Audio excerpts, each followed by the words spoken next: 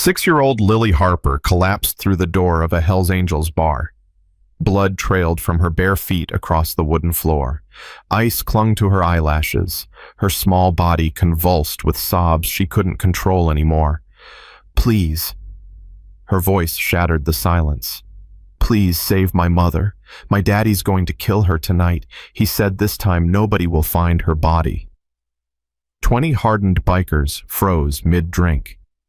Then Lily's trembling fingers found the locket around her neck. It fell open. Chapter President Granite Jackson saw the photograph inside, and his face turned white as bone. He knew that man. He'd buried him 15 years ago. "Saddle up." Granite's voice dropped to gravel. "Every single one of you. Now." What they found behind that abandoned meatpacking plant would silence an entire town forever. Before we continue, please subscribe to our channel and follow this story until the very end. Comment below with the city you're watching from so I can see how far this story has traveled. Now here's what happened next. Lily's legs gave out the moment the warmth hit her skin. She'd been walking for 3 hours through the December cold.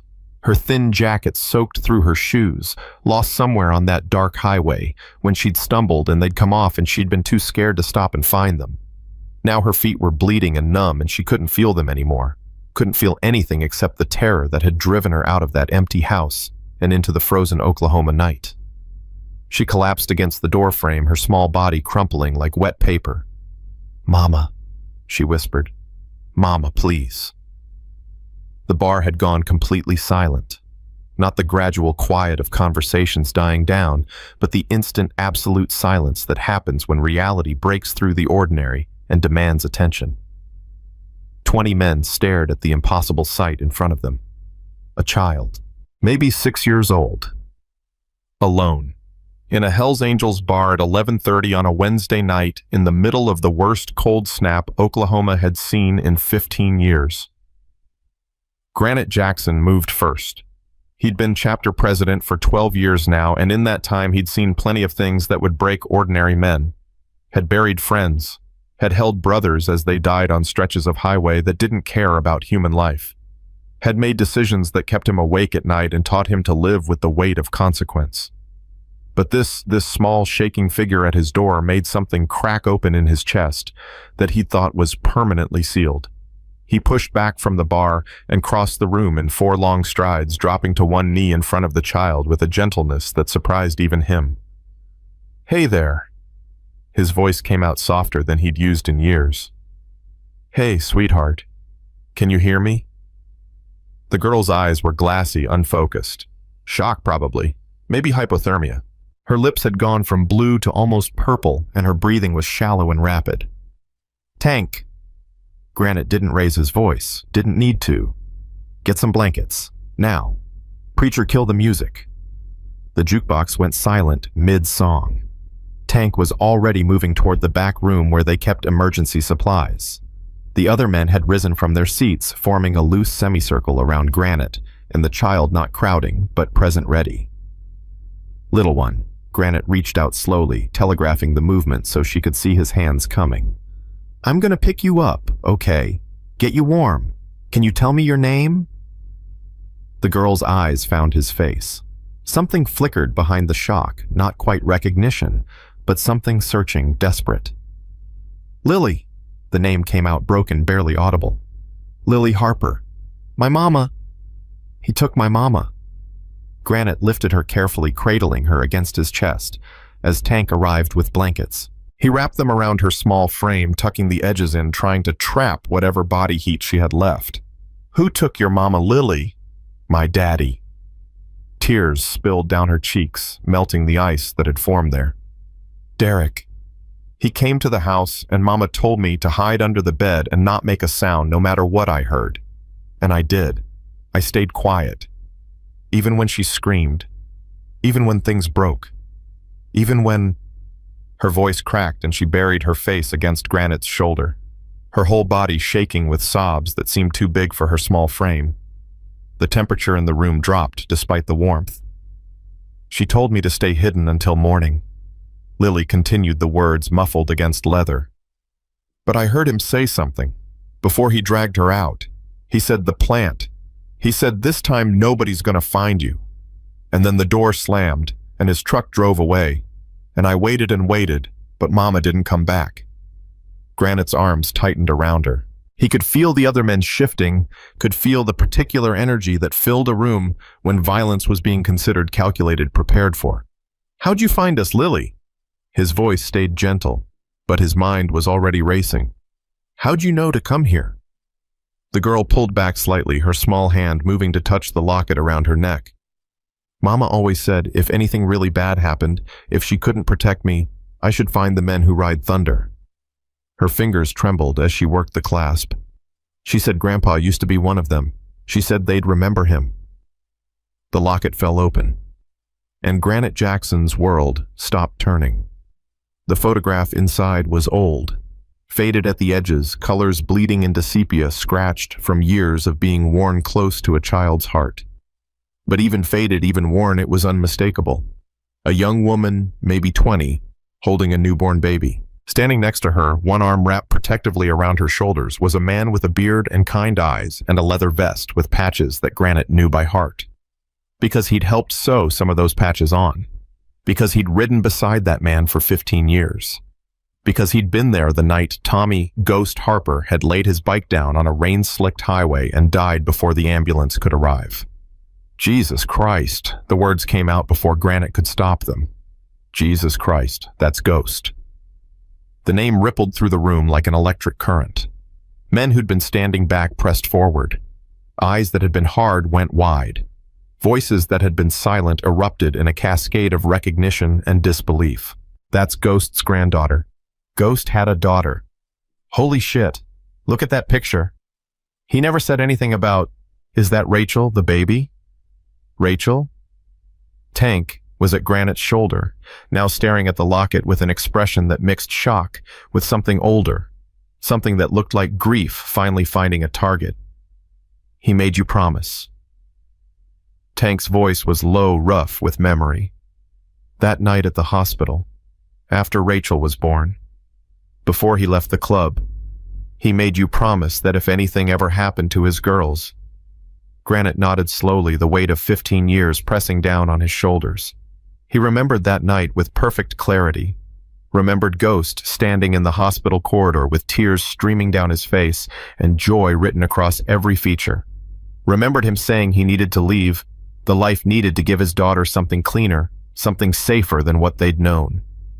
And he remembered the promise. "If anything ever happens to them," Ghost had said, gripping Granite's arm with a strength that came from somewhere deeper than muscle. "If Rachel ever needs help and I'm not there to give it, you find them, brother. You protect them like I would. You keep them safe." Granite had promised, had clasped Ghost's hand and looked him in the eye and sworn on everything they'd built together that he would honor that bond. And then Ghost had left, had started a new life in some small town Granite didn't know the name of, had raised his daughter away from the club, away from the patches and the rides and the brotherhood that had been his whole world. When Ghost died 3 years later, that rain-slicked highway, that curve he'd taken 1,000 times before that truck driver who shouldn't have been on the road, Granite hadn't even known.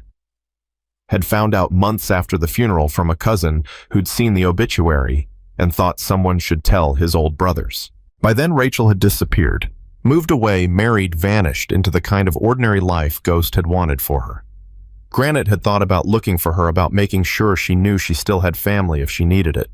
But life had gotten busy and time had passed and the promise had faded into something he thought about on long rides and quiet nights but never acted on. Until now. Until Ghost's granddaughter had walked through his door with frozen tears on her face and blood on her feet and a locket that carried 15 years of broken promises. "How long?" Granite's voice came out harsh, angry at himself. "Lily, how long ago did he take your mama?" The girl's face crumpled. "I don't know. It was dark when he came. Really dark.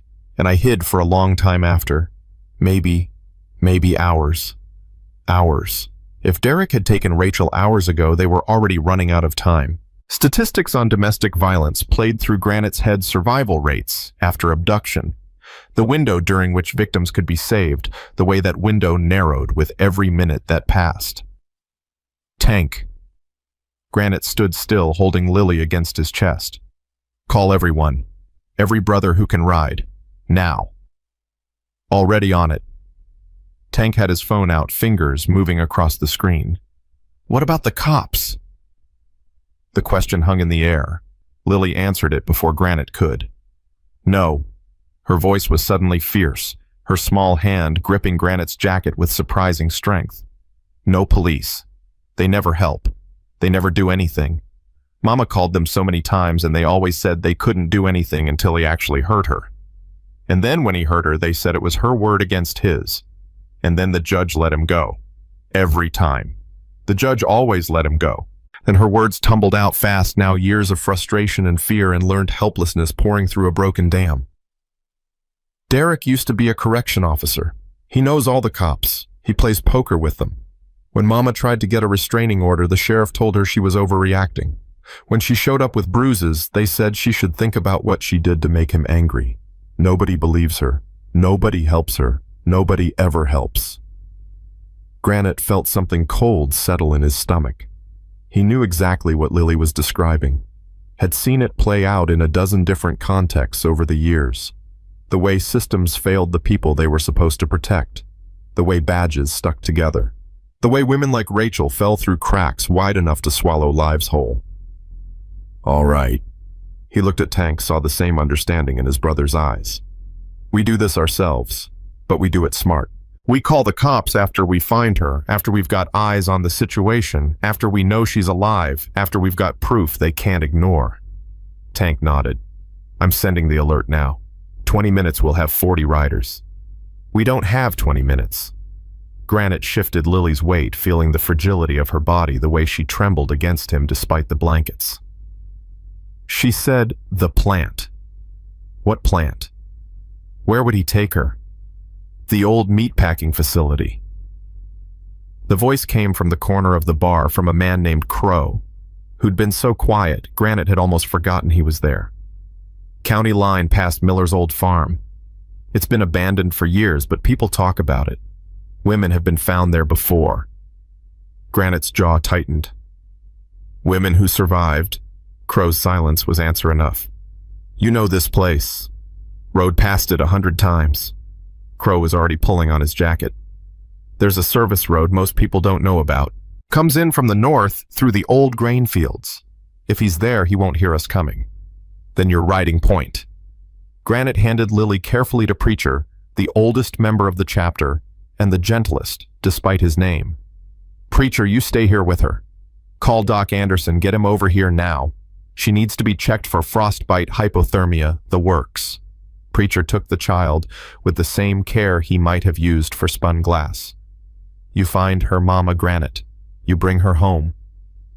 Lily grabbed Granite's jacket before he could pull away. Her eyes were huge in her pale face, filled with a fear that went beyond words. Please. The word was barely a whisper. Please bring her back. She's all I have. She's all I have in the whole world. Granite knelt down one more time, meeting those desperate eyes with a certainty he hadn't felt in years. Listen to me, Lily Harper. His voice was low, fierce, a promise carved from granite. Your grandfather was my brother. Not by blood, something stronger than blood. And before he left us, he made me swear to protect his family. I'm 15 years late keeping that promise. But I'm keeping it tonight. You understand me? The girl nodded slowly. Your mama is coming home. I don't care what I have to do. I don't care what stands in my way. She is coming home to you. He pressed a kiss to her forehead, something he hadn't done for another human being in more years than he could count. And then he was moving, striding toward the door with a purpose that transformed him from bar owner to something older and more dangerous. Saddle up. His voice cracked across the room like thunder. Every man who can ride. We move in 5. The response was immediate and absolute. Chairs scraped, bottles were set down. Jackets were grabbed from hooks and backs.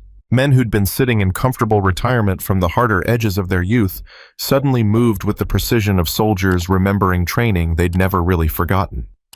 Tank fell into step beside Granite as they pushed through the door into the frozen night. The cold hit them like a physical blow, but neither man flinched. "You know what we might find out there." Tank's voice was steady, realistic. "If he's had her for hours, I know. And you know what's going to happen if he's hurt her, what we're going to want to do." Granite stopped at his bike, his hand resting on the cold metal of the handlebars.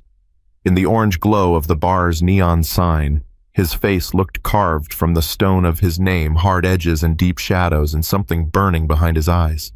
"We're not vigilantes, Tank. We're not murderers. We find Rachel, we secure the scene, we call the cops with evidence they can't ignore. Derek faces justice through the courts." And Tank was quiet for a moment. "And if she's dead?"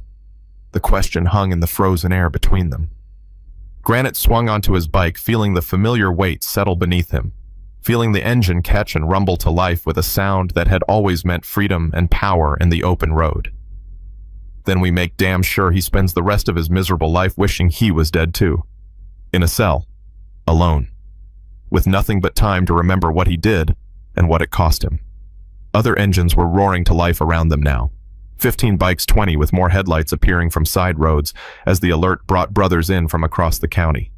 The Hells Angels were mobilizing with a speed and coordination that spoke to years of riding together, fighting together, surviving together. Granite's phone buzzed. A text from Preacher. "Doc's here. Lily's stable. She keeps asking for her mom. Hurry, brother." He showed the message to Tank, watched the big man's face harden with renewed purpose. "Crow!" Granite's voice carried over the rumble of engines. "You've got point. Take us in quiet. Nobody fires up an engine within a quarter-mile of that plant until we know the situation.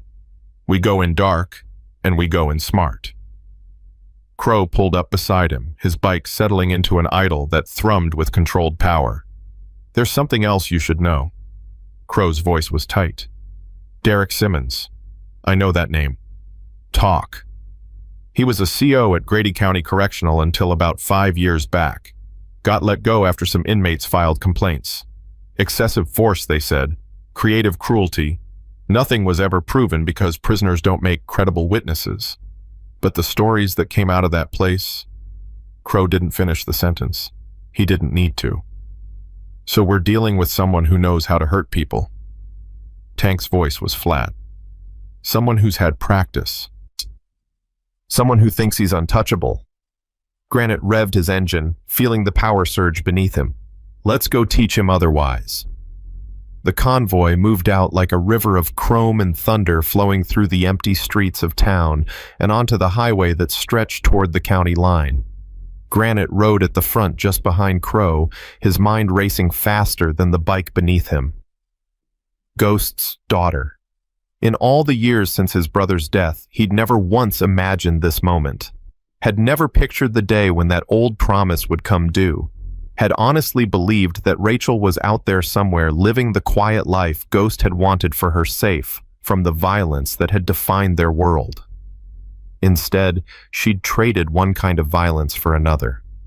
Had married a man who saw her as property instead of person. Had spent years running and hiding and watching the systems that were supposed to protect her fail over and over again. And now she was somewhere in the frozen darkness, hurt and scared, and maybe running out of time while her 6-year-old daughter sat in a biker bar with frostbitten feet and a faith that strangers would save her mother when no one else would. That faith was everything. It was the reason Granite rode tonight. Not the promise, though the promise mattered. Not brotherhood, though brotherhood drove him. It was the absolute desperate trust of a child who had nothing left to believe in except the stories her mother told about men who rode thunder. He would not let that faith be misplaced. The convoy turned off the main highway onto a county road that wound through abandoned farmland. Here, away from the lights of town, the darkness was complete. Just stars above and frozen earth below, and the pale glow of headlights cutting through the black. Granite could feel the cold seeping through his leather, biting at his exposed skin, trying to work its way into his bones. He ignored it. Discomfort was nothing. Pain was nothing. There was only the road ahead and the woman at the end of it and the promise he'd waited 15 years to keep. His mind drifted to Rachel. He'd seen the photograph in Lily's locket. A young woman ghost's daughter holding a newborn that must have been Lily herself. She'd looked happy in that picture. Tired the way new mothers always looked, but happy. The kind of happy that came from holding something precious, something worth protecting. What had happened between that photograph and tonight? How had a woman who'd grown up surrounded by men who would die for each other ended up trapped by a man who used her for a punching bag? How had Ghost's bright-eyed little girl become a victim of the same kind of violence that Ghost had spent his whole life standing against? The answers didn't matter right now. What mattered was getting to her in time. What mattered was the plant growing larger on the horizon, a dark shape against the darker sky, and Crow's hand signal indicating they were getting close. The engines went silent one by one as they pulled off the road. 23 bikes settling onto frozen ground with barely a sound. 23 men dismounting with the practiced quiet of hunters who understood that their prey was dangerous. There, Crow pointed toward a faint yellow glow maybe half a mile distant. That's the old loading dock. Only part of the building that's not completely collapsed. If he's there, that's where he'd be. Granite studied the terrain military instincts he'd never quite lost clicking into place. Open ground between them and the plant. No cover. But the darkness was absolute, and Derek had no reason to expect company. We spread out. His voice was barely above a whisper. Circle the building before we move in. Nobody does anything until we know what we're dealing with. The men melted into the darkness, decades of combined experience making them shadows among shadows. Granite moved forward with Tank on his left and Crow on his right, their boots crunching softly on frost-covered ground that crackled like broken glass. They were still 200 yards out when the scream split the night. A woman's scream. Rachel's scream. High and desperate and filled with the kind of pain that couldn't be faked, couldn't be mistaken for anything other than what it was, a human being at the edge of endurance crying out because there was nothing else left. Granite ran. The careful approach, the tactical patience, the smart play, all of it evaporated the moment that sound hit his ears. He sprinted across the frozen field with Tank's footsteps pounding behind him, his breath coming in ragged gasps that crystallized and vanished in the cold. The loading dock door was rusted, barely hanging from its hinges. Granite hit it with his shoulder at full speed, and it crumpled inward like tinfoil, the sound of tearing metal impossibly loud in the night. He was inside before his eyes could adjust to the light. Inside, a space lit by a single battery-powered lantern. Inside a room that smelled like rust and old blood and fresh terror. And there, in the center of it all, he found Ghost's daughter. Rachel was tied to a metal chair that had been bolted to the concrete floor, tied with zip ties so tight her wrists were bleeding, tied with a thoroughness that spoke to practice, to experience, to a man who'd done this before and knew exactly how to keep a victim from escaping. Her face was swollen beyond recognition. One eye had already sealed shut. Blood dripped from her lips, her nose from a gash above her eyebrow that probably needed stitches. But she was alive. She was alive.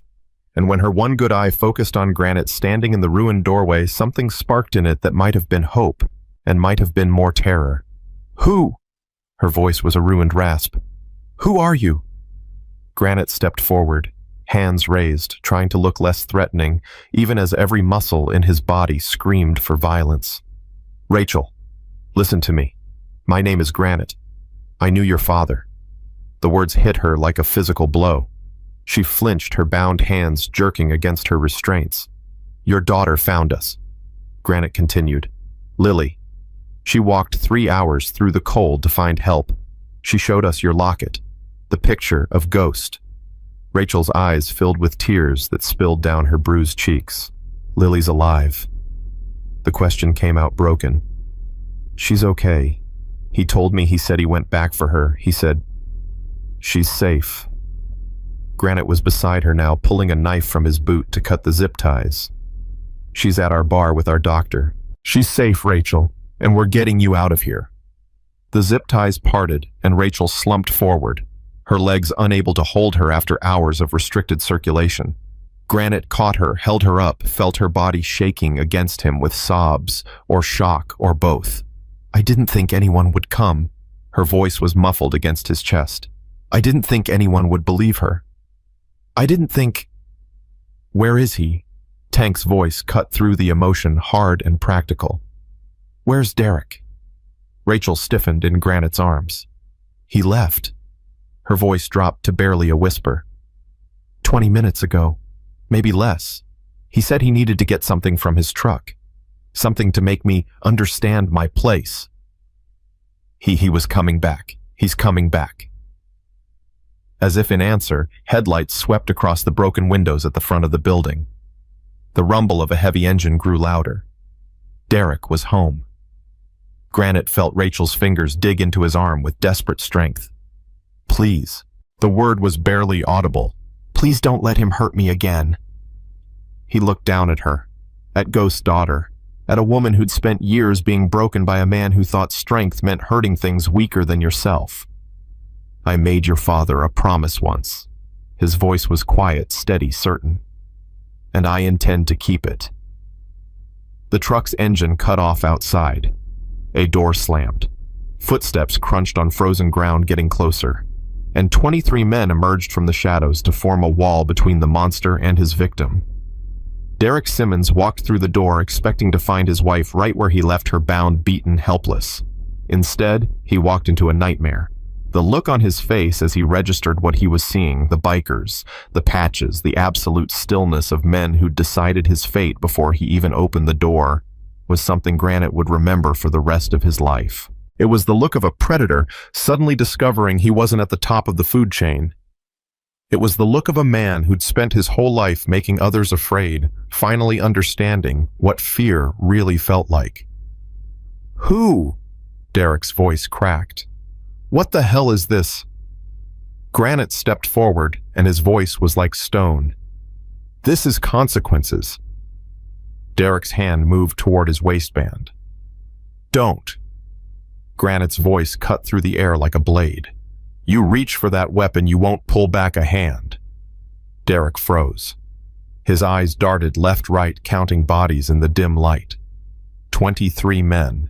Maybe more in the shadows he couldn't see. His jaw tightened as the math worked against him. You have no idea who you're messing with.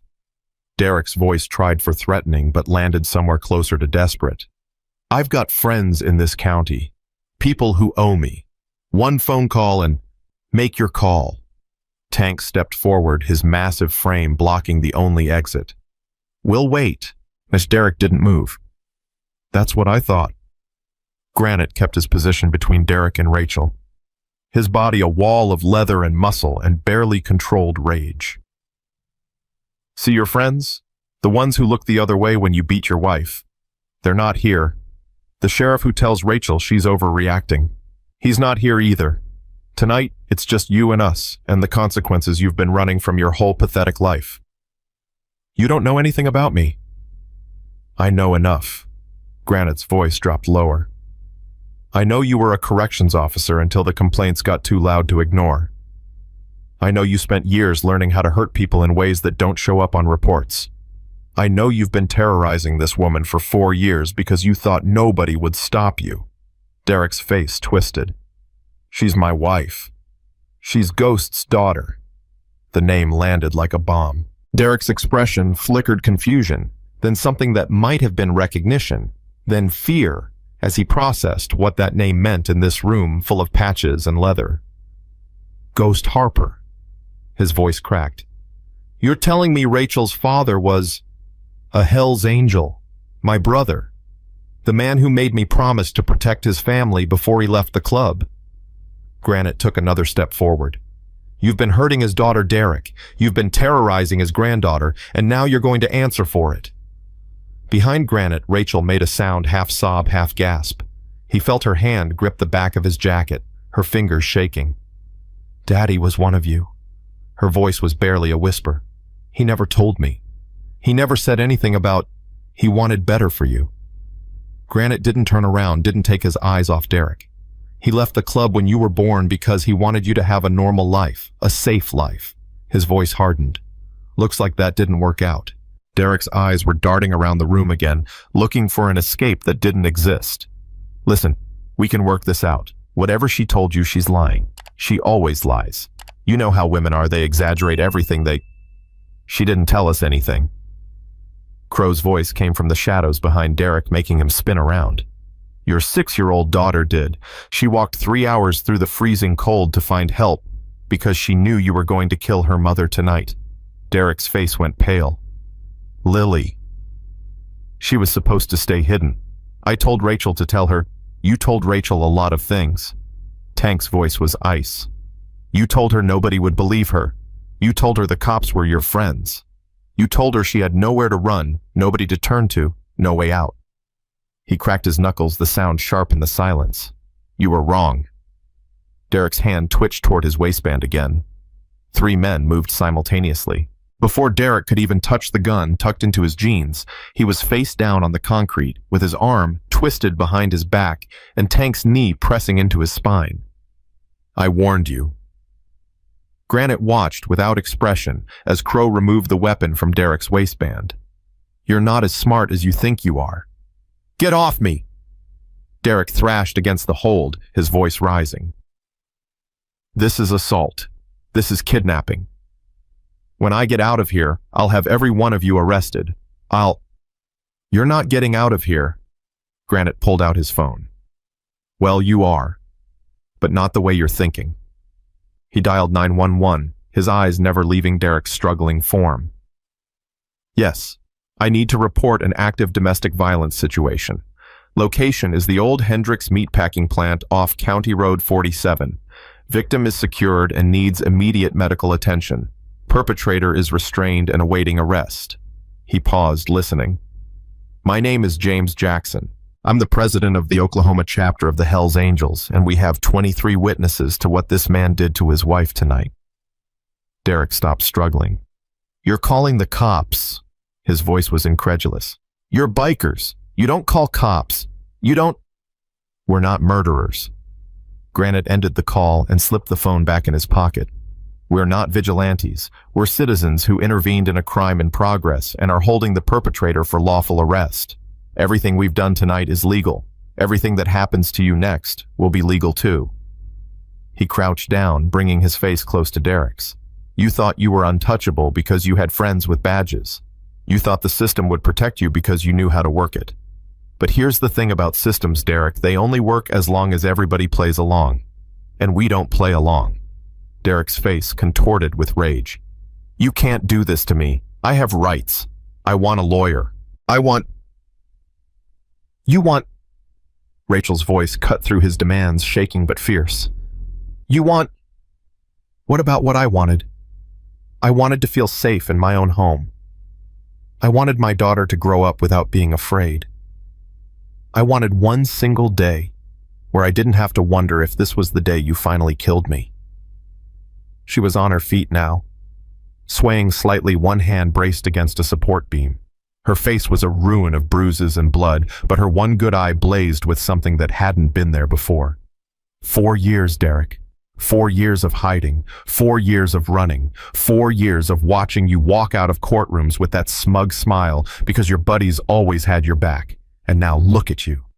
Her voice cracked with bitter satisfaction. Face down on concrete with your hands behind your back. How does it feel? Rachel, baby, listen to me. Derek's voice switched tactics, going soft and pleading. I know I've made mistakes. I know I've hurt you, but we can work through this. We're a family. Think about Lily. She needs her father. You can't do this to our daughter. You can't. Don't you dare. Rachel's voice went cold. Don't you dare say her name. You were going to kill me tonight. You told me exactly what you were going to do, exactly how you were going to make sure nobody ever found my body. And then you were going to go home and tell our daughter that Mommy ran away, that Mommy didn't love her enough to stay. Granite felt his hands curl into fists. Every word Rachel spoke painted a clearer picture of the monster pinned to the ground. She would have waited for me. Rachel's voice broke. She would have waited her whole life, wondering what she did wrong, wondering why her mother abandoned her. And you would have let her believe that. You would have watched her suffer and never said a word. It doesn't matter what I said. Derek was still trying to talk his way out, still running plays from a handbook that wasn't working anymore. Nobody can prove anything. It's your word against mine, and we both know how that goes. We've been through this before, Rachel. Nothing ever sticks. Things are different now. Granite's voice was quiet. You've got 23 witnesses who found you with a bound and beaten woman in an abandoned building. We've got photos of her injuries that are already uploaded to cloud storage. We've got a 6-year-old girl who heard everything you said before you dragged her mother out of that house. He stood up, looking down at Derek with something that wasn't quite contempt, but wasn't far from it either. You're done. Even if you had every cop in Oklahoma County in your pocket, you couldn't make this go away. Too many people know. Too many people are watching. And if somehow the system fails again, if you somehow walk out of that courtroom one more time, he leaned down, his voice dropping to a whisper that only Derek could hear. We'll be waiting. Every day of your life, for the rest of your life, you'll look over your shoulder and wonder if today's the day. Not because we'll hurt you, we won't, but because you'll know that we're watching, that she's not alone anymore, that every single thing you do will be seen and reported and documented. Granite straightened up. That's not a threat. That's a promise. And unlike you, we keep our promises. Sirens wailed in the distance, getting closer. Derek's face crumpled. For the first time since he'd walked through that door, he looked like what he really was. Not a predator, not a monster, just a small and broken man who'd built his whole identity on hurting people weaker than himself. This isn't fair. His voice was a whine now. She provoked me. She always provokes me. If she'd just done what I said, if she'd just been a good wife. Shut up. Tank increased the pressure on Derek's spine slightly. Every word out of your mouth makes me want to forget we're not vigilantes. The sirens grew louder. Red and blue lights flashed through the broken windows of the plant as squad cars pulled up outside. Granite moved to Rachel's side, supporting her weight as her legs threatened to give out. It's almost over. His voice was gentle. Cops are here. They'll take him away. You'll go to the hospital, and then you'll see your daughter. Rachel looked up at him, her ruined face wet with tears. She really walked 3 hours in the cold. Barefoot by the end, she lost her shoes somewhere on the highway but kept going anyway. Granite's voice caught slightly. She's the bravest person I've ever met. Your father would have been proud. Rachel's face crumpled and she sobbed against his chest. I never knew. He never told me anything about his past, just that he'd made some choices when he was young that he wasn't proud of, and that he wanted better for me. He did want better for you. Granite held her, carefully mindful of her injuries.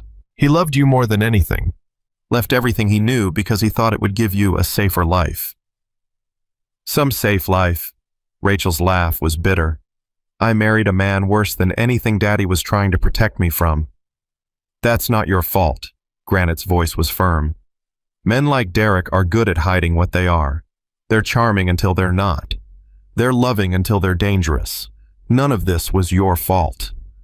The door burst open and uniformed officers flooded in, hands on weapons, shouting commands. What happened next was chaos, but organized chaos. The cops took in the scene-bound woman, restrained man room full of bikers, and made rapid assessments. Granite stepped forward with his hands visible, identifying himself, explaining the situation in clear, concise terms. We received a report of a kidnapping. We located the victim. We restrained the perpetrator and called 911. Everything's documented. The lead officer, a woman in her 40s with sharp eyes and a no-nonsense demeanor, looked from Granite to Derek to Rachel and back. You're telling me a bunch of Hell's Angels performed a citizen's arrest on a domestic violence perpetrator? That's exactly what I'm telling you. And you've got witnesses, documentation. 23 witnesses. Photos of the victim's injuries. The victim's 6-year-old daughter who walked 3 hours to find help after witnessing the abduction. The officer's expression shifted. Something that might have been respect flickered across her face. EMTs are right behind us. Let's get the victim to a hospital. She turned to her partner. Read him his rights and get him in the car. I want this one by the book. Derek was hauled to his feet, his hands cuffed behind him properly, now his face a mask of impotent rage. This isn't over. He spat the words at Rachel as they dragged him toward the door. You think these bikers are going to protect you forever? They'll get bored. They'll move on. And when they do, that's enough. The female officer's hand tightened on Derek's arm. One more word, and I add threatening a witness to the charges. Derek's mouth snapped shut, but his eyes stayed locked on Rachel, promising violence, promising revenge, promising that this was just another chapter in a story that would never end. Granite stepped into his line of sight, blocking his view. Look at me. His voice was quiet but carried absolute authority. Look at me, Derek, because I want you to remember my face. I want you to remember it every single night for the next 15 to 20 years while you're sitting in a cell thinking about what you did. I want you to remember that we found you. We stopped you. And if you ever come near Rachel or Lily again, we'll be there. Not to hurt you, to make sure the law handles you. Every time for the rest of your life. Derek was shoved through the door before he could respond. Rachel watched him go, her body trembling. Is it really over? Her voice was small, childlike. Is it really finally over? The hard part is. Granite helped her toward the EMTs who were rushing in with a stretcher. There'll be a trial, lawyers, more hard days ahead, but you won't face any of it alone. I don't understand. Rachel let the EMTs ease her onto the stretcher, wincing as they began assessing her injuries. Why, you didn't know me. You didn't know Lily. Why would you do all this for strangers? Granite looked at her for a long moment. In her battered face, he could see Ghost's features. The same stubborn chin. The same determined set to the jaw. The same eyes that had once looked at him across a campfire and talked about the future. You're not strangers. His voice was rough. You're family. Took me 15 years to find you, but you were always family. And family doesn't leave family behind. Rachel's good eye filled with tears. Lily kept telling me about the men who ride thunder, said I told her stories about Grandpa's friends. I don't even remember telling her that. I don't remember. You remembered what mattered. Granite squeezed her hand gently, and she believed you. That belief saved your life tonight. The EMTs began moving the stretcher toward the ambulance. Wait. Rachel grabbed Granite's hand with sudden strength. My daughter. I need to see my daughter. She's at our bar, being looked after by our doctor. You can see her as soon as the hospital clears you. No. Rachel's voice was fierce despite her injuries. Now. I need to see her now. I need her to know I'm okay. I need to hold her. I need... Rachel. Granite's voice was firm but kind. You have internal injuries that need assessment. You've lost blood. You need medical care that we can't provide. Lily knows you're alive. She knows you're safe. And the very moment the doctors say you can have visitors, she'll be there. I promise. Rachel's grip loosened. Fresh tears spilled down her cheeks.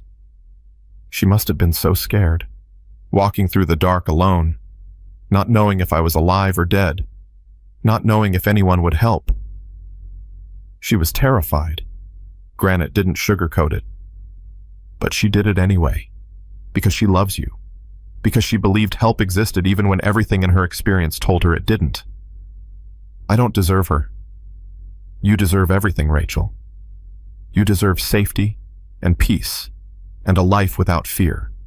You deserve to watch your daughter grow up without looking over your shoulder. And you're going to have all of that. Derek is done. This chapter is closed.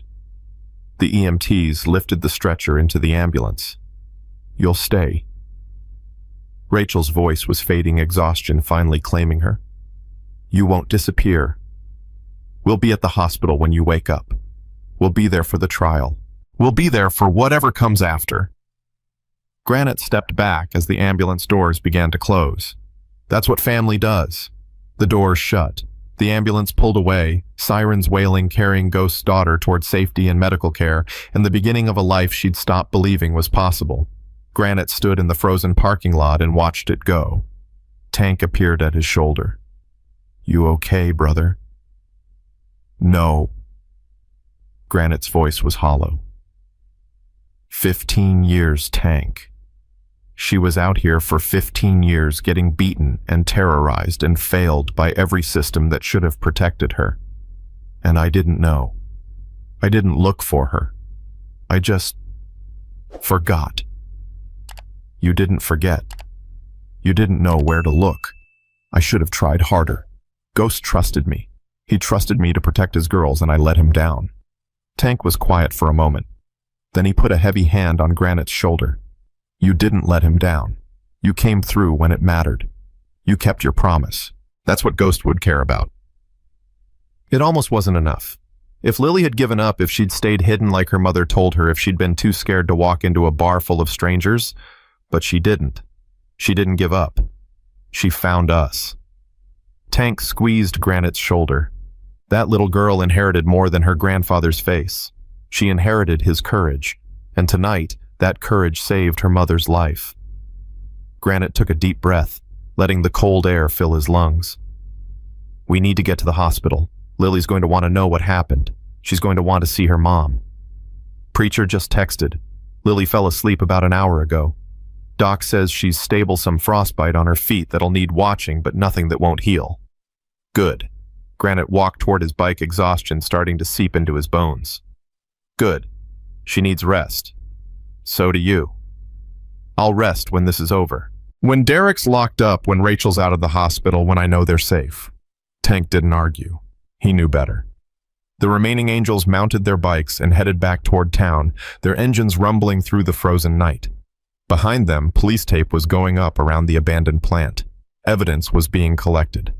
The wheels of justice were beginning to turn. Granite didn't know if those wheels would turn fast enough or far enough.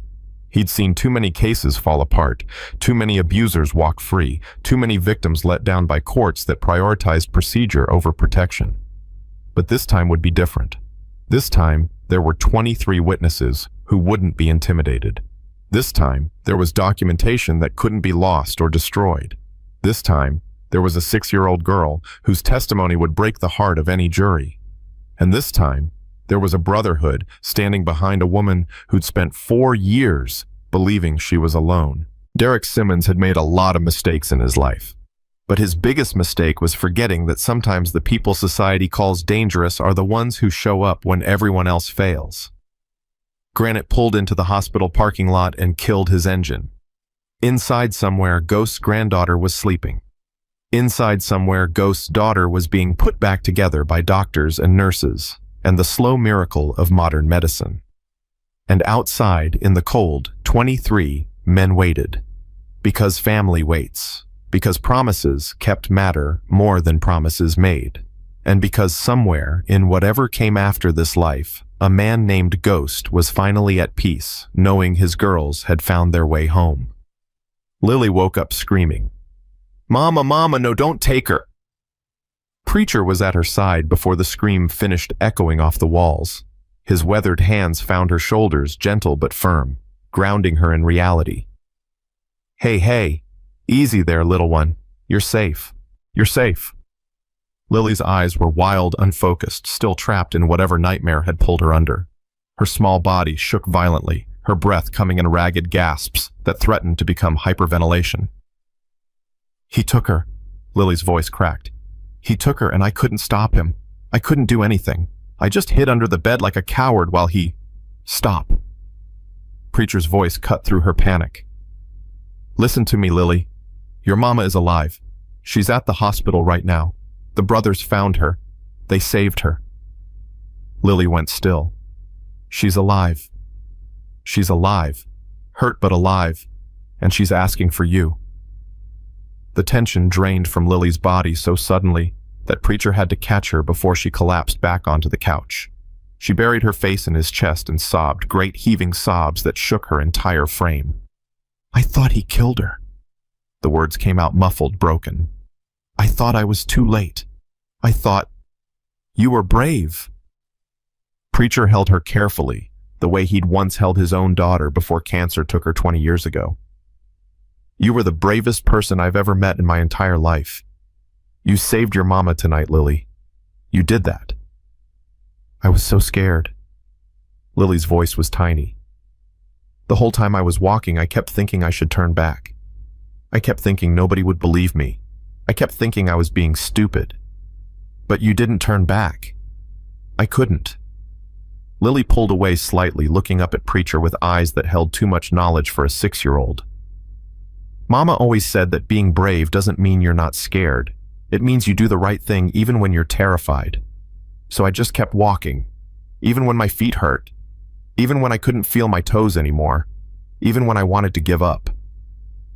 Preacher felt something crack in his chest. This child, this tiny, fierce, broken child who'd walked through hell because she loved her mother that much. Your grandpa would be proud of you. His voice was rough with emotion. Ghost, your grandfather, he was one of the bravest men I ever knew. And you've got his heart. Same courage, same stubborn refusal to quit when things get hard. Lily's hand moved to the locket around her neck. Mama said Grandpa died before I was born. She said he was in an accident. He was.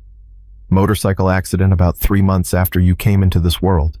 But before that, before he left us, he made the brothers promise to look after his family if anything ever happened. We didn't know where to find you. Until tonight. So you're like, my family? The question hit Preacher harder than he expected. Yeah, little one. We're your family.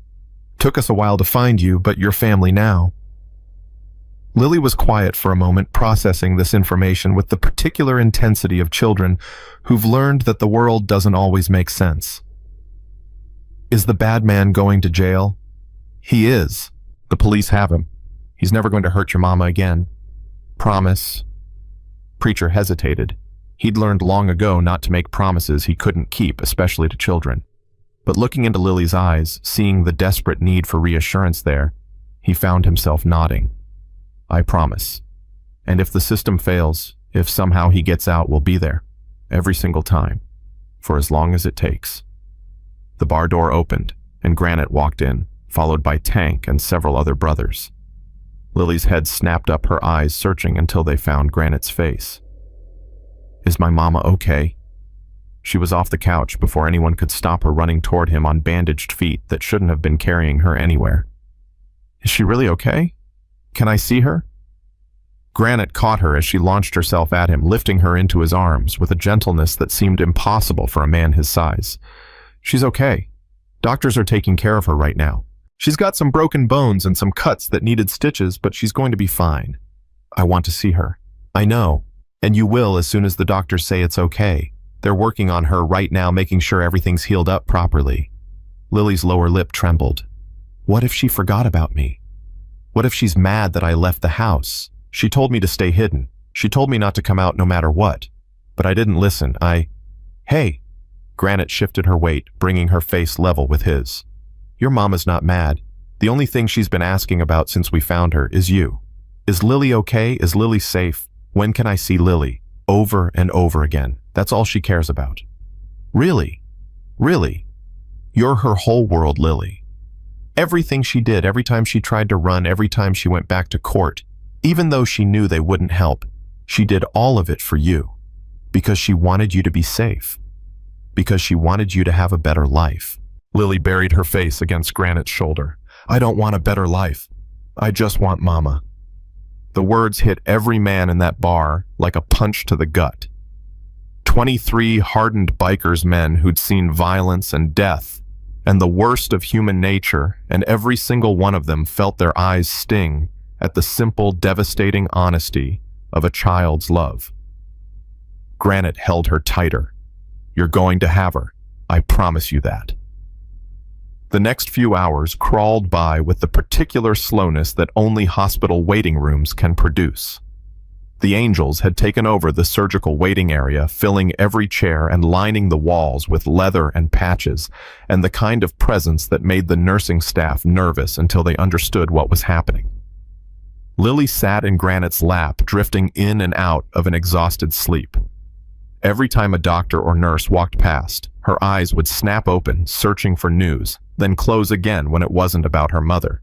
Around 3 a.m, a doctor emerged from the surgical wing. Family of Rachel Harper.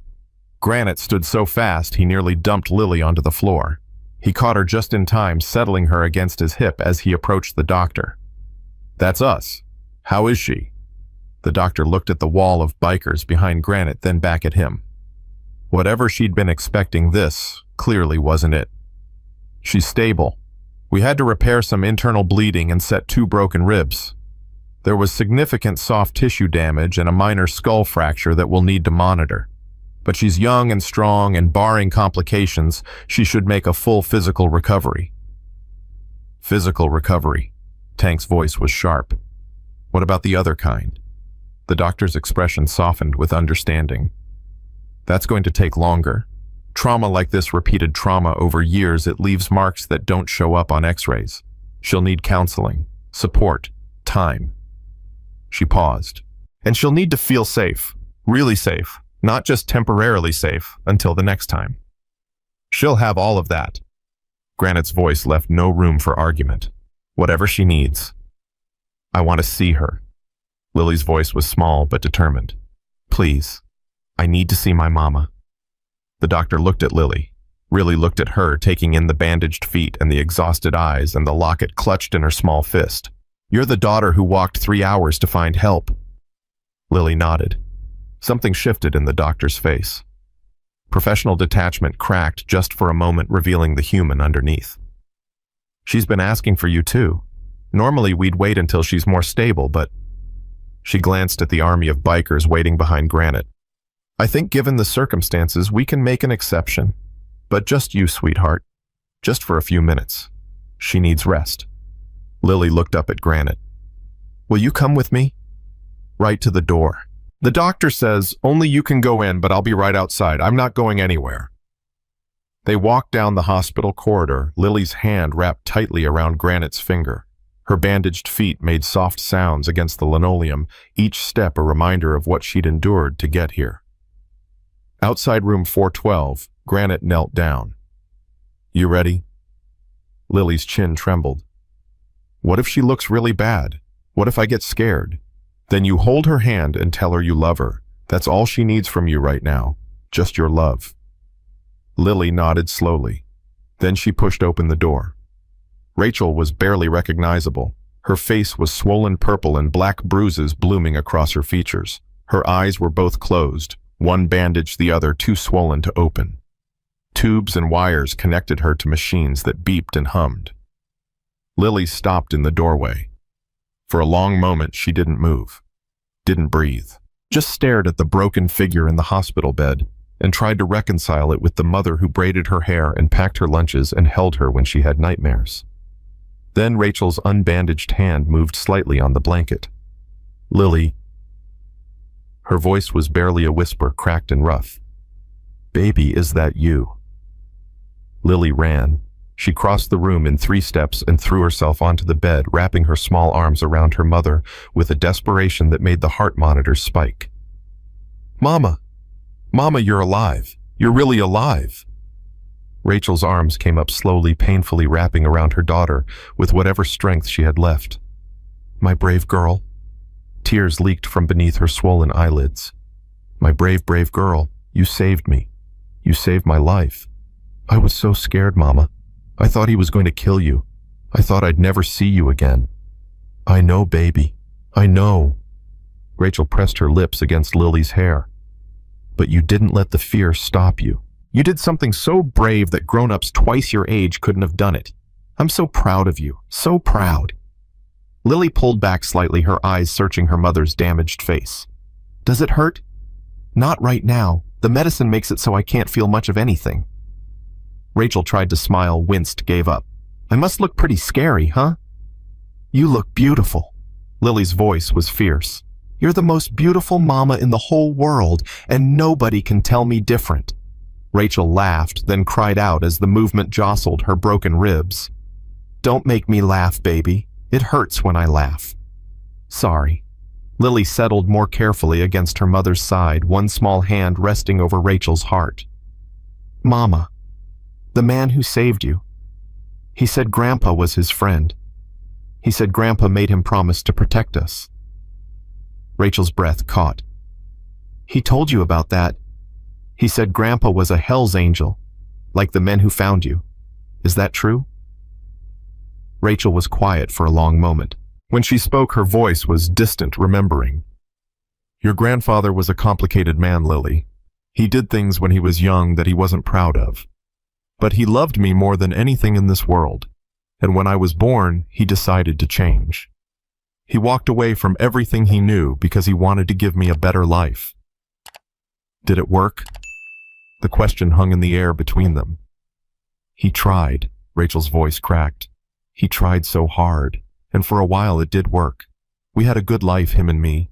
He was a good father, the best father. She paused. But then he died, and I was alone, and I made choices that... She trailed off, unable to finish. You didn't choose Derek, Mama. Lily's voice was older than her years. He tricked you. That's what bad people do. They pretend to be good until it's too late. Rachel stared at her daughter through her one partially open eye. When did you get so wise? I listened. When you thought I was asleep, when you cried on the phone to Aunt Denise, when you talked to yourself in the bathroom. I heard everything, and I know it wasn't your fault. None of it was your fault. Rachel broke. The sobs came from somewhere deep inside, somewhere she'd kept locked away for years. She cried for the life she'd lost, the choices she'd made, the years of terror she'd endured. She cried for the father she'd barely known, and the promises he'd made that had finally been kept. And through it all, Lily held her. A 6-year-old girl holding together the broken pieces of her mother, becoming the strong one, because someone had to be. It's okay, Mama.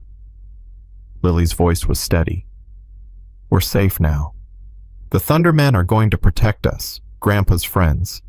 They said they're our family now. Family. Rachel's voice was wonder and exhaustion and hope all tangled together. I didn't think we had any family left. We didn't, but now we do. Lily pressed her cheek against her mother's shoulder. Granite says family isn't just blood. It's the people who show up when everything's falling apart. Outside the room, Granite stood with his back against the wall, listening to every word. He didn't mean to eavesdrop, but the door hadn't closed all the way and the conversation carried. Tank appeared at his shoulder. How are they doing? They're going to be okay. Granite's voice was rough. It's going to take time, but they're going to be okay. And you, how are you doing? Granite didn't answer right away. He thought about Ghost, about promises made and promises broken and promises that took 15 years to keep. He thought about the little girl in that hospital room, the one with her grandfather's courage and her mother's stubborn love. I'm doing what I should have done a long time ago. He pushed off the wall. Being there.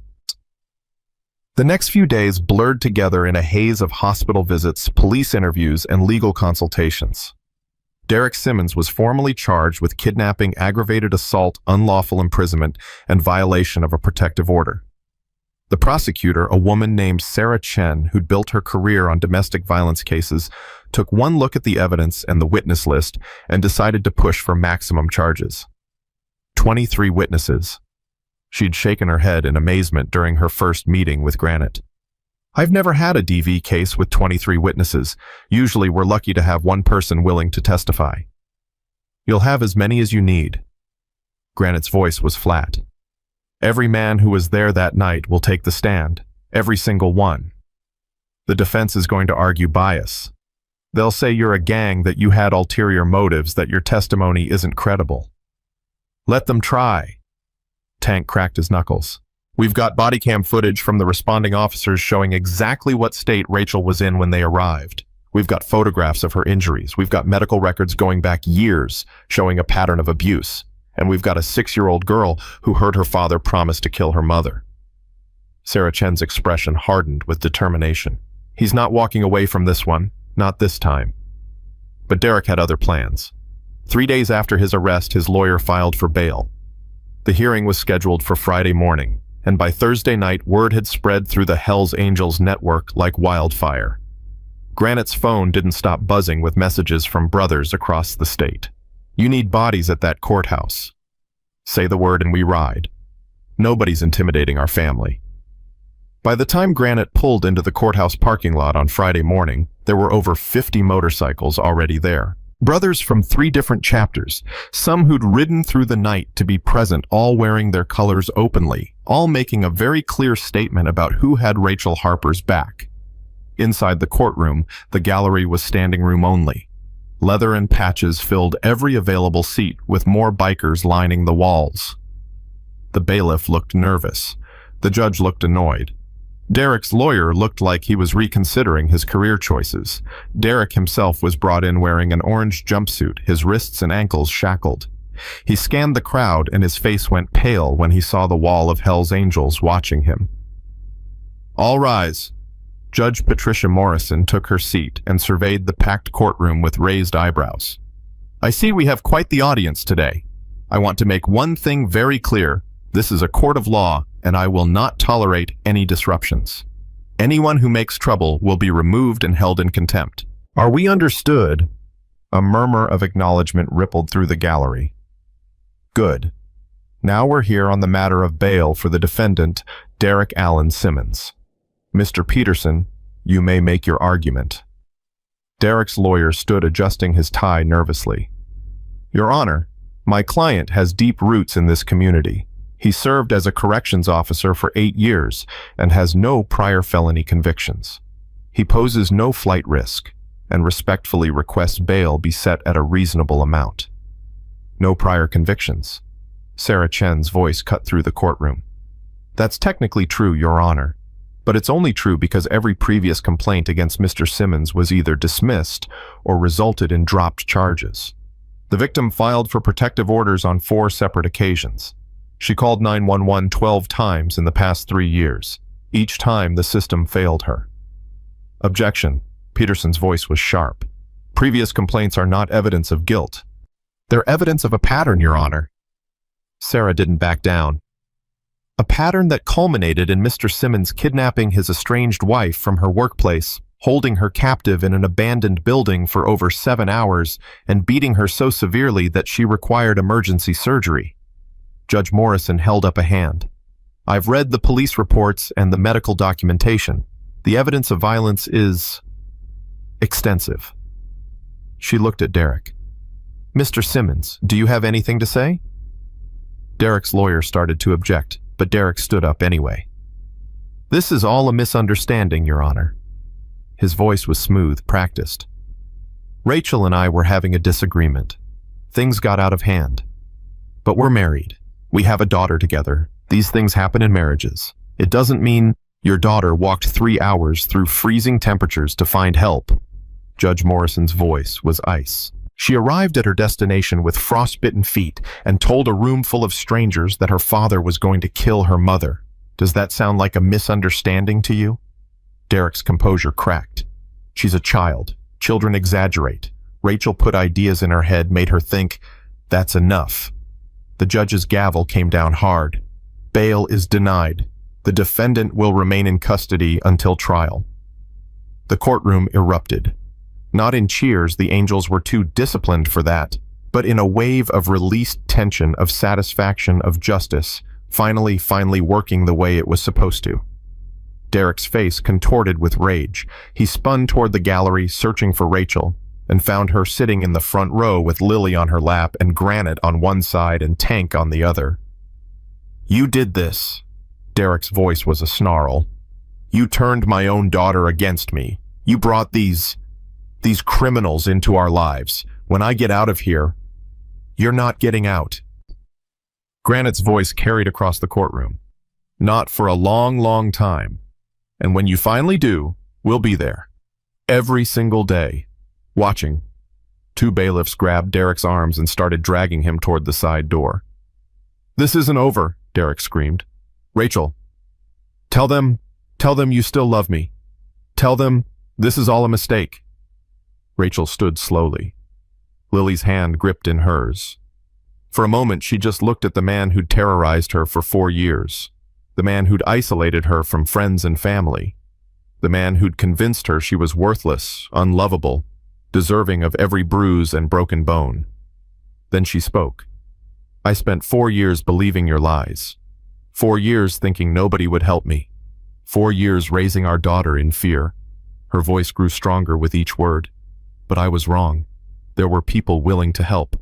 I just had to be brave enough to let them. And thanks to our daughter, the daughter you tried to use against me, I finally found them." She squeezed Lily's hand. "You're nothing, Derek.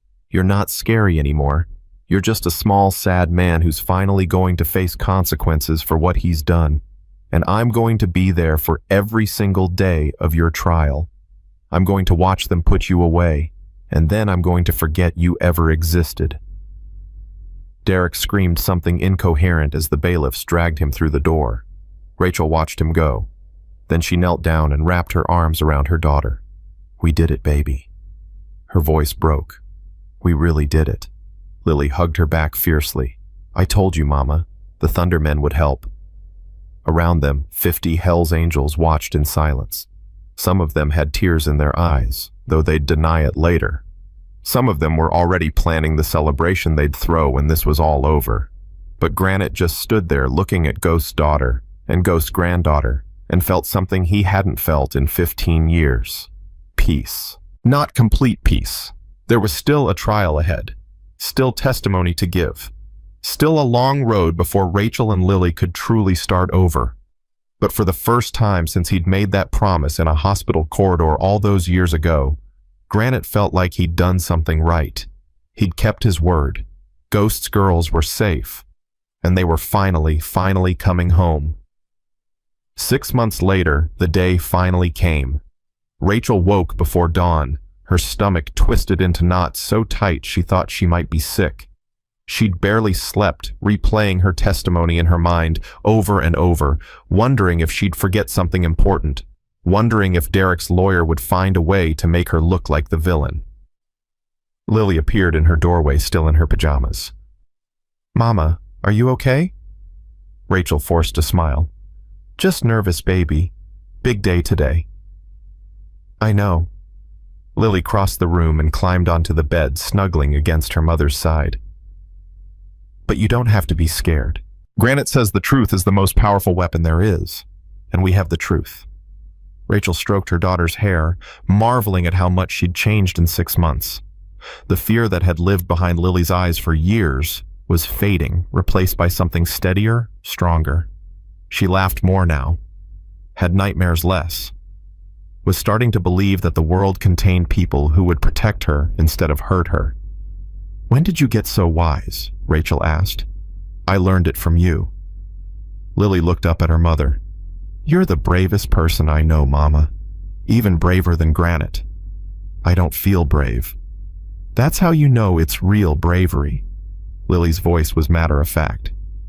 "Granite says courage isn't about not being scared. It's about being scared and doing the right thing anyway." Rachel laughed softly. "You and Granite have a lot of conversations, don't you? He's teaching me to play chess. He says it helps you think strategically." Lily paused. "Mama, is Derek going to go to prison?" The question hung in the air between them. "I don't know, baby." Rachel wouldn't lie to her daughter, not anymore. "I hope so. The prosecutor says we have a strong case, but juries can be unpredictable. Sometimes bad people get away with things even when everyone knows they're guilty." Lily was quiet for a moment. "If he gets away," she said slowly, "what happens then? Then we figure out our next move. But we don't stop fighting. And we don't run anymore." Rachel pulled her daughter closer. "Whatever happens today, we face it together. You and me and our family. The Thunder family. The Thunder family." By 8 o'clock, they were dressed and ready. Rachel had chosen her clothes carefully professional, but not cold strong, but not aggressive. Sarah Chen had coached her on how to present herself, how to answer questions, how to stay calm, even when Derek's lawyer tried to twist her words. A knock at the door made them both jump. Granite stood on the porch dressed in clean jeans and a button-down shirt instead of his usual leather. Behind him, a line of motorcycles stretched down the street. "Ready?" His voice was gentle. Rachel nodded. "As ready as I'll ever be." "You've got this." He squeezed her shoulder. "And we've got you." The drive to the courthouse felt surreal. Rachel sat in the passenger seat of Granite's truck, while Lily dozed in the back, exhausted from her early wake-up. Behind them, the convoy of motorcycles rumbled along like a protective escort, their engines a constant reminder that she wasn't alone. She thought about the first time she'd seen Derek. They'd met at a church function of all places. He'd been charming, attentive, everything she thought she wanted. He'd brought her flowers and opened doors and told her she was beautiful. He'd seemed so different from the rough men her father had associated with so safe and respectable. She hadn't seen the monster underneath until it was too late. The first time he hit her, he'd cried afterward, apologized, promised it would never happen again. She'd believed him because she wanted to believe him, because the alternative was admitting she'd made a terrible mistake. The second time, she'd started making excuses. She'd provoked him. She should have known better. If she could just be a better wife, he wouldn't get so angry. By the third time, she'd stopped counting. "Hey." Granite's voice pulled her back to the present. "Where'd you go?" "Just thinking." Rachel stared out the window. "About how I let it go on for so long. About all the times I could have left but didn't." "You did leave. Multiple times. And I always went back." Her voice was bitter. "Every time he showed up crying and promising to change, I fell for it. What kind of mother puts her child through that? The kind who was trapped in a situation designed to make her feel like she had no options." Granite's jaw tightened. Men like Derek are experts at isolation. They cut you off from friends, family, anyone who might help. They make you dependent on them financially and emotionally. They convince you that nobody else will ever love you, that you deserve what's happening. Doesn't make me feel less stupid. You're not stupid. You're a survivor. He glanced at her. You stayed alive. You kept your daughter alive. And when the chance finally came, you took it. That's not weakness. That's strength.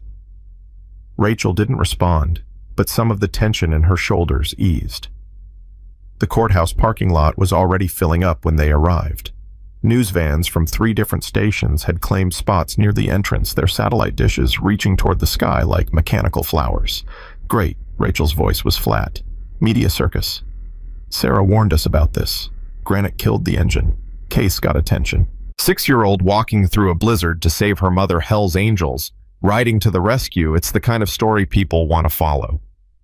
"I didn't want to be a story. I just wanted to be left alone." "I know." He turned to face her. "But here's the thing about stories like this, they matter. Every woman watching the news who's trapped in a situation like yours, she sees you standing up, fighting back, refusing to be silenced. She sees that it's possible to get out, that people will help if she asks." Rachel considered this. "You think my pain can help someone else? I think your courage already has." Granite nodded toward the courthouse entrance where a small crowd had gathered. "See those women? The ones holding signs. They're from the domestic violence shelter 2 counties over. They came to support you.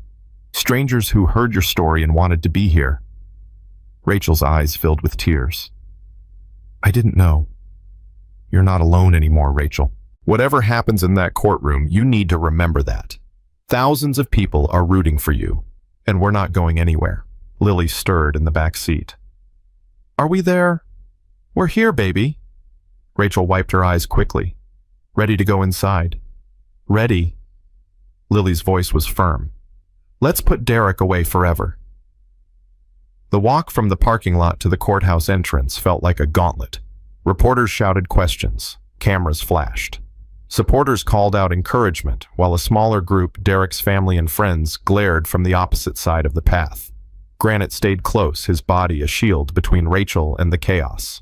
Tank and Preacher flanked them, creating a moving bubble of protection that parted the crowd without confrontation. Inside the hallway outside courtroom 3 was already packed. Sarah Chen met them at the door, her expression focused and businesslike. "How are you feeling?" "Terrified." Rachel didn't see the point in lying. "Good. Channel that into your testimony. The jury needs to see what Derek did to you, not just physically, but emotionally. They need to understand the fear you've lived with." "What if I freeze up? What if I can't find the words?" "Then you take a breath, and you keep going." Sarah's voice softened. "Rachel, I've been doing this for 15 years. I've seen a lot of victims on that stand. The ones who succeed aren't the ones who are perfect. They're the ones who are honest. Just tell your truth. That's all you have to do." The bailiff called for everyone to take their seats. Rachel squeezed Lily's hand one last time before a court advocate led her daughter to a separate waiting room. Lily would testify later, but she couldn't be in the courtroom during her mother's testimony. "I love you, Mama." Lily's voice was steady. "You've got this. I love you too, baby. More than anything." Then she was walking through the courtroom doors, past the rows of supporters and observers, past the prosecution table where Sarah was arranging her notes, past the defense table where Derek sat in his orange jumpsuit with an expression of wounded innocence that made Rachel's stomach turn. She didn't look at him.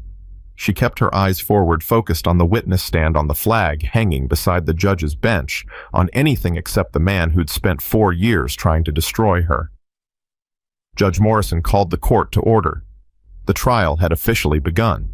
The first 2 days were procedural. Opening arguments, witness lists, legal motions that meant nothing to Rachel, but seemed to matter a great deal to the lawyers. She sat in the gallery watching, waiting, trying not to scream every time Derek's lawyer suggested that his client was being persecuted. On the third day, Sarah called her first witness. Granite walked to the stand with the deliberate calm of a man who'd faced far worse than a courtroom. He wore his button-down shirt and clean jeans, his beard neatly trimmed, looking nothing like the stereotypical biker that Derek's lawyer was clearly hoping to paint. "Please state your name and occupation for the record." "James Jackson. I own and operate a motorcycle repair shop in Bartlesville. I'm also the president of the Oklahoma chapter of the Hells Angels." A murmur rippled through the gallery. "Mr. Jackson, can you describe the events of the night in question?" Granite spoke clearly without embellishment. He described Lily's arrival at the bar, her frozen feet and terrified eyes, the locket that revealed her connection to Ghost, the decision to ride out and find her mother. "What did you find when you arrived at the meatpacking plant?" "We found Rachel Harper tied to a metal chair with zip ties that had cut into her wrists deep enough to draw blood. Her face was severely beaten, one eye swollen shut, multiple lacerations, obvious bruising. She was in shock and barely conscious." "Did you see the defendant at the scene?" "Yes. He arrived shortly after we did. When he saw us, he attempted to draw a weapon. We restrained him and called 911. Derek's lawyer, a man named Harrison Price, stood for cross-examination. "Mr. Jackson, isn't it true that your organization has been classified as a criminal gang by law enforcement agencies?" "Some agencies have made that classification, yes. I'd argue it's an inaccurate one." "But your members have been convicted of various crimes over the years, haven't they?" "Some members have made mistakes in the past. That's true of any large organization. It doesn't reflect on the club as a whole. So you're asking this jury to believe that a group of convicted criminals just happened to ride to Mrs. Harper's rescue out of the goodness of their hearts." Granite's jaw tightened, but his voice stayed level. "I'm telling this jury exactly what happened. Lily Harper walked into our bar looking for help because every legitimate avenue had failed her. We found her mother, we called the police, and we secured the scene until they arrived. Everything we did was legal and documented." Convenient story. "It's the truth." Granite leaned forward slightly. "And here's another truth, Mr. Price. While you're standing there trying to paint us as the villains, your client kidnapped a woman from her workplace in broad daylight. He held her prisoner for 7 hours. He beat her so badly she needed emergency surgery, and he told her in her daughter's hearing that he was going to kill her and make sure nobody ever found her body." Objection. Price's voice was sharp. "The witness is testifying to statements he didn't personally hear." Sustained. Judge Morrison looked at Granite. "Please limit your testimony to what you directly observed." "What I directly observed," Granite said slowly, "was a woman who'd been tortured by a man who thought he was untouchable. What I directly observed was a 6-year-old girl brave enough to walk through a blizzard because she knew her mother was going to die if she didn't. What I directly observed was a community of people coming together to do what the system had repeatedly failed to do, protect a victim from her abuser." He looked directly at the jury. "You can question our methods, you can question our backgrounds, but you cannot question what we saw in that building. Derek Simmons is a monster, and monsters belong in cages. Move to strike." "I'll allow it." Judge Morrison's voice was firm. The witness is expressing an opinion based on his direct observations, which he has a right to do. Price sat down, his face flushed with frustration. Sarah stood. No further questions, Your Honor. Granite stepped down from the stand and walked past the defense table without a glance. Derek tracked his movement, hatred burning in his eyes, but Granite didn't acknowledge him. He returned to his seat beside Tank and waited. One by one, the other witnesses took the stand. Tank described the breach of the building, the positioning of Rachel, the state of her injuries. Crow testified about Derek's history, the rumors that had circulated during his time as a corrections officer. The responding police officers confirmed every detail of what the Angels had reported. Then it was Lily's turn. The courtroom went silent when she entered. She looked impossibly small against the witness chair, her feet barely reaching the floor. But her back was straight, and her chin was up, and when her eyes found Rachel's in the gallery, she smiled. "Hi, Mama." Rachel's voice came out choked. "Hi, baby." Sarah approached gently. "Lily, do you understand why you're here today?" "Yes, ma'am. To tell the truth about what happened." "That's right. Can you tell me in your own words what happened the night your mother disappeared?" Lily took a deep breath. "I was doing my homework in my room. Mama was in the kitchen making dinner. Then I heard his truck pull up." "When you say his truck, whose truck do you mean?" "Derek's. My dad's." Lily's voice wavered slightly. "I knew it was his truck because of the sound it makes. Mama always said to listen for it. She said if I heard it, I should hide." "So what did you do?" "I hid under my bed like Mama taught me. I heard the front door open and then they were yelling. Derek was yelling anyway. Mama was trying to calm him down, but he just got louder and louder." "What happened next?" Lily's hands gripped the arms of the chair. "I heard him hit her. It makes a sound." She stopped, swallowed hard. "It makes a different sound than regular hitting, heavier, and Mama made a noise like all the air came out of her." Rachel was crying silently in the gallery. Granite put a hand on her arm. "Did you stay hidden?" "Yes. Mama told me not to come out no matter what, so I stayed under the bed even when I heard more hitting, even when Mama stopped making sounds, even when Derek said—" She trailed off. "What did Derek say, Lily?" The little girl's eyes found Derek across the courtroom. She stared at him with a directness that made him flinch. "He said, 'This time I'm going to finish it. This time nobody's going to find you.' And then he dragged Mama out of the house. I heard her shoes scraping on the floor. I heard the truck door slam. And then they were gone." "What did you do then?" "I waited. Mama said to wait until morning. But I knew—" Her voice cracked.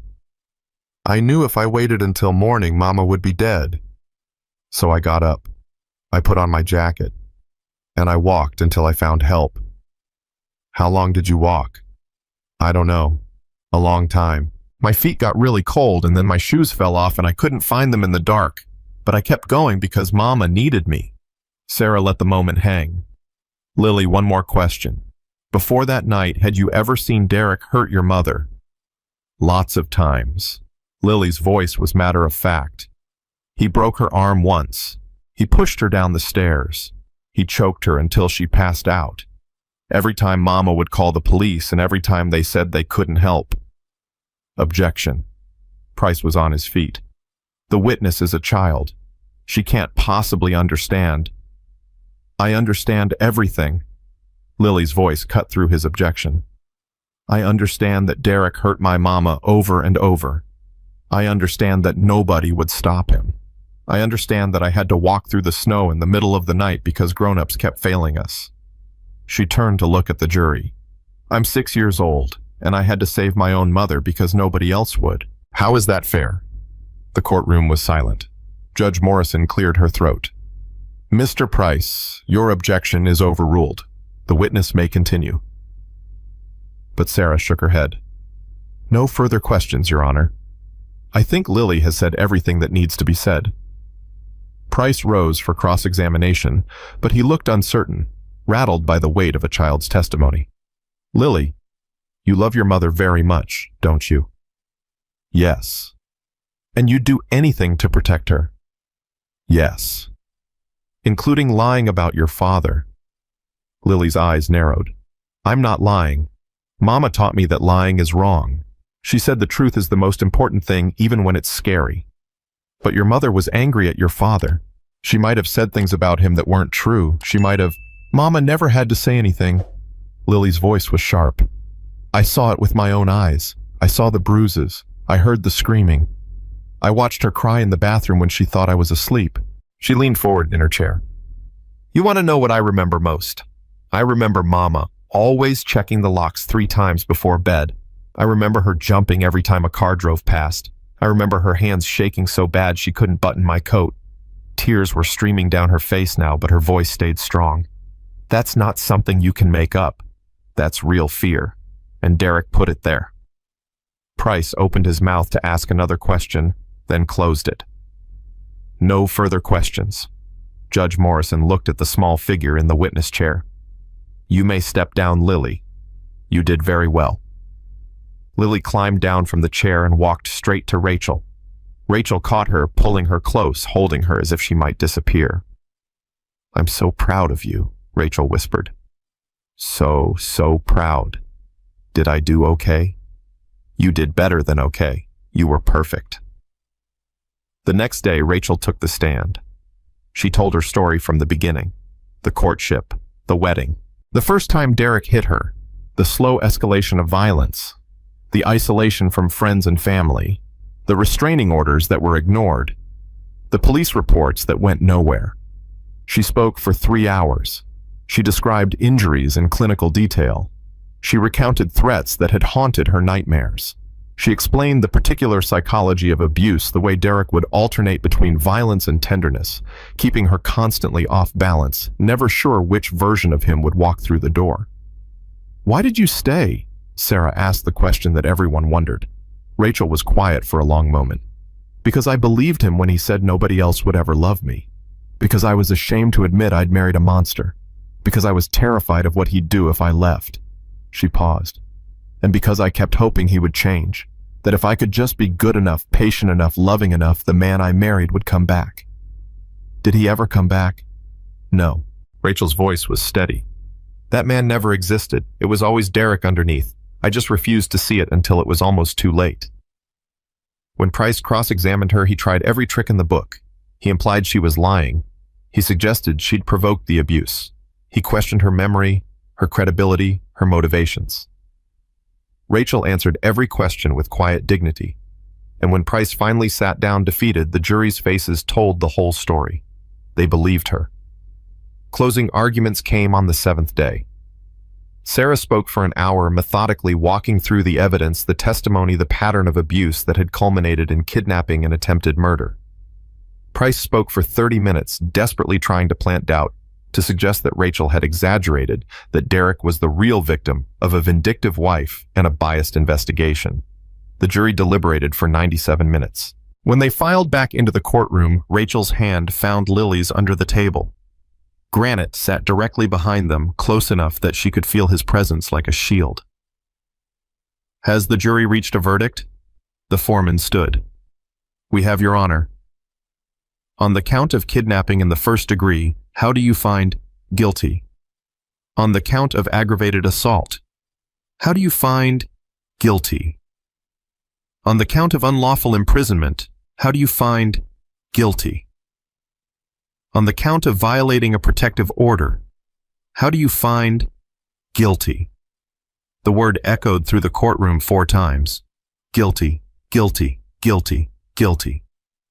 Rachel collapsed against Granite's chest, sobbing with relief. Lily threw her arms around her mother's waist. Tank and Preacher and Crow and a dozen other angels surged forward, surrounding them with leather and warmth, and the fierce joy of justice finally served. Derek was screaming at his lawyer, at the jury, at anyone who would listen. This is wrong. She's lying. They're all lying. You can't do this to me. The bailiffs dragged him away, still screaming. Judge Morrison scheduled sentencing for 2 weeks later.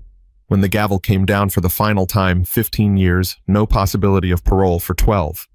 Rachel felt something shift inside her. The fear that had lived in her chest for 4 years, the constant vigilance, the waiting for the other shoe to drop it, began to loosen, not disappear, not completely.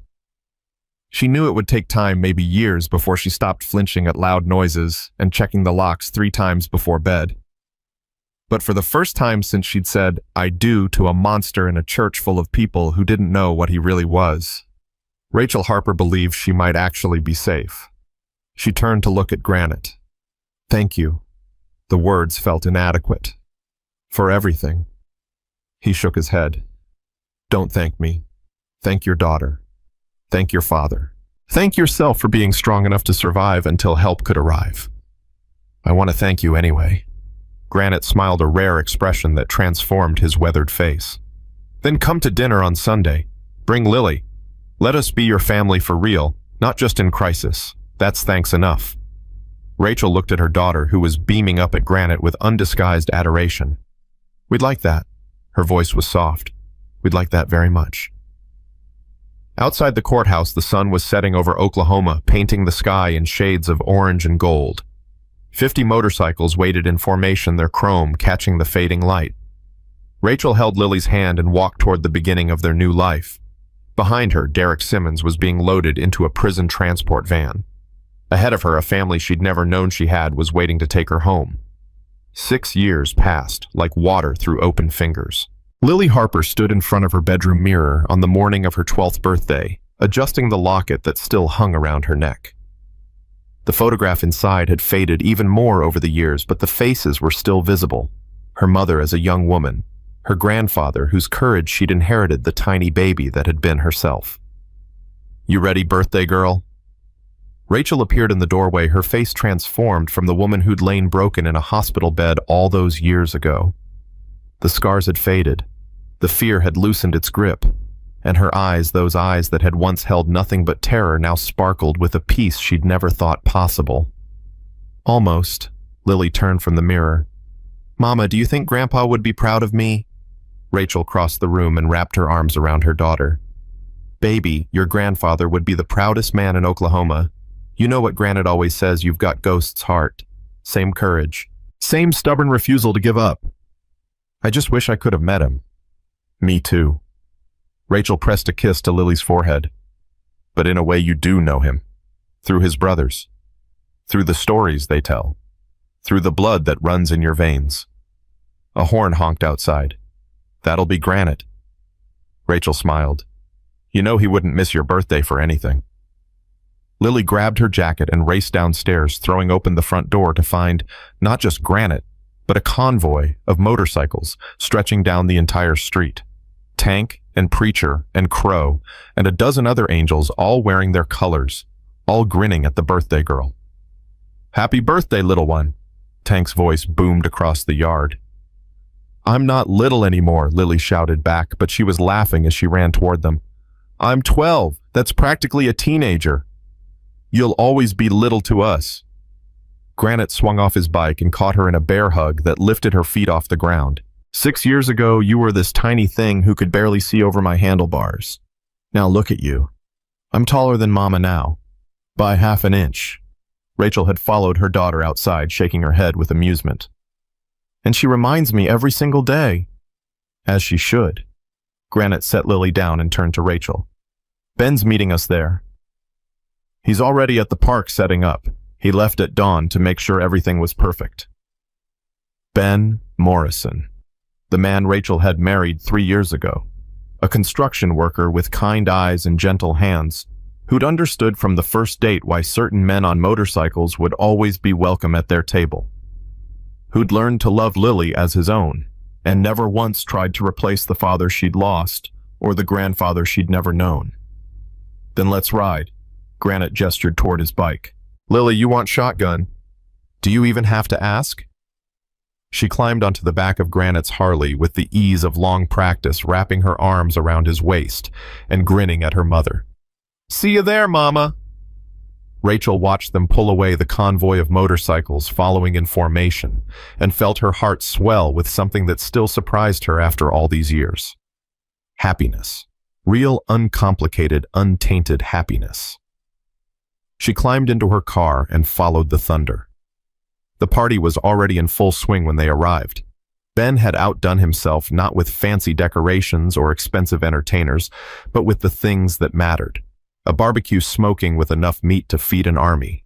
Tables loaded with side dishes that the angels' wives and girlfriends had brought. A banner that read, "Happy 12th birthday, Lily," in letters that the children from the shelter had painted themselves. The shelter. That had been Rachel's idea 3 years into her recovery. She'd started volunteering at the Oklahoma Women's Crisis Center, first just answering phones, then leading support groups, then eventually becoming their full-time community liaison. Her story.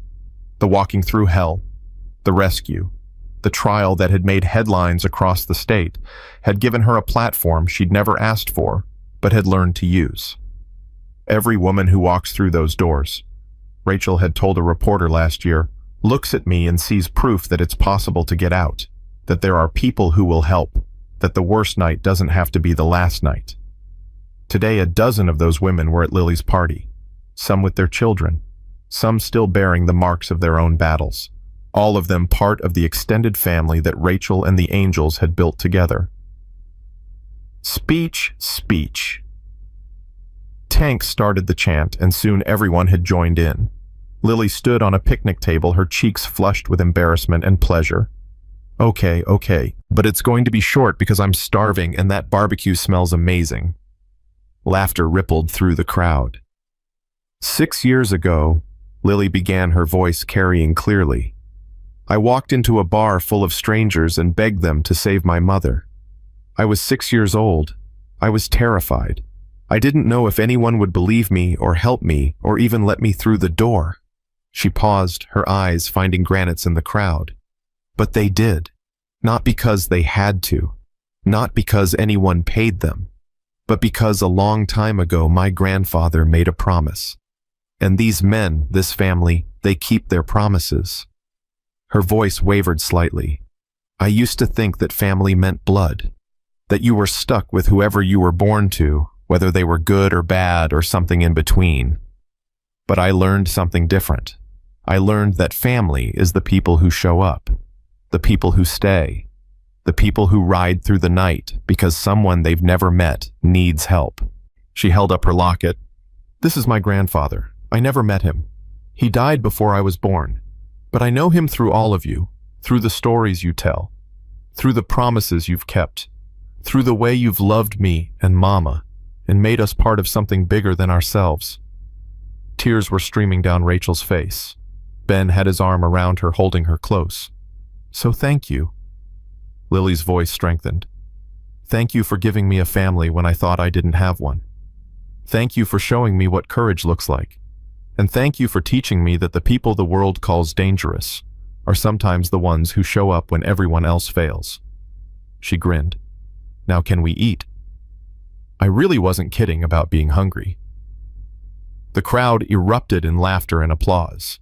Later, after the cake had been cut and the presents opened and the sun had begun its slow descent toward the horizon, Granite found Rachel standing alone near the edge of the gathering. Penny for your thoughts. Rachel smiled without turning. Just thinking about how different everything is. 6 years ago, I couldn't imagine surviving another week. Now look at this. She gestured at the party, at the laughter and conversation and easy joy that filled the air. It still doesn't feel real sometimes. It's real. Granite stood beside her, watching Lily chase one of the shelter kids across the grass. You built this, Rachel. You and Lily. We just helped. You did more than help. You saved our lives. Lily saved your life. We just showed up when she asked. That's not nothing. Rachel finally turned to look at him. Do you know how many times I asked for help before that night? How many calls I made? How many reports I filed? How many times I begged someone, anyone, to believe me? I know. And every single time I was told to wait, to be patient, to trust the system. Her voice hardened. The system almost got me killed. You didn't. Granite was quiet for a moment. I think about ghosts sometimes, he said finally. About whether he'd be happy with how things turned out. He left the club because he wanted something better for you, something safer. And instead, you ended up in a situation worse than anything we ever put him through. That wasn't your fault.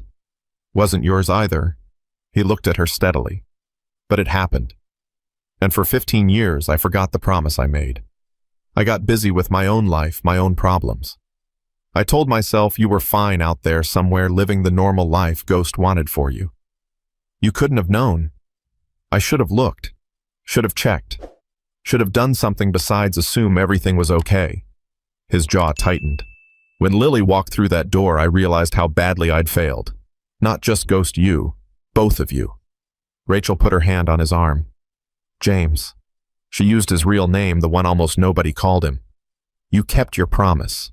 Maybe it took 15 years, but you kept it. That's what matters. Does it? Does it make up for all the years you spent afraid? Nothing makes up for that, but you gave me something more important than rescue. Rachel's voice was firm.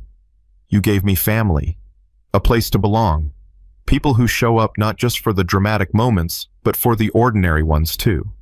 Birthday parties and Sunday dinners and Tuesday night phone calls when I can't sleep. That's just what family does. Exactly.